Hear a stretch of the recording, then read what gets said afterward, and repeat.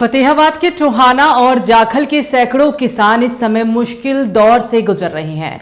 खेतों में खड़ी फसलें बर्बाद हो चुकी है और कई गांव में जलभराव ने हालात बिगाड़ दिए हैं। ऐसे में खुद मुख्यमंत्री नायब सिंह सैनी ने मोर्चा संभाला और रविवार को बाढ़ प्रभावित इलाकों का दौरा भी किया। फतेहाबाद के टोहाना और जाखल इलाके में इन दिनों बाढ़ और जलभराव की चपेट में है। घग्गर नदी का पानी कई गांव में घुस चुका है, जिससे सैकड़ों एकड़ फसल बर्बाद हो गई है।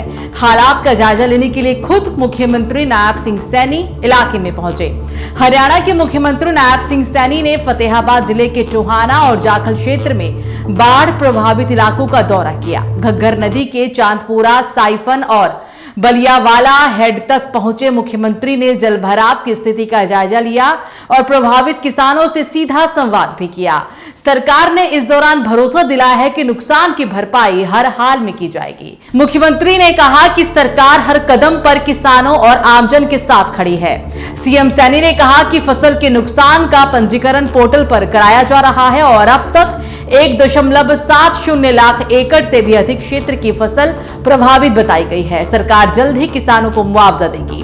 उन्होंने ये भी कहा कि मकानों और छतों को हुए नुकसान के लिए पहले ही 78.5 करोड़ रुपए जारी किए गए थे और अब अतिरिक्त फंड भी जारी कर दिया गया है।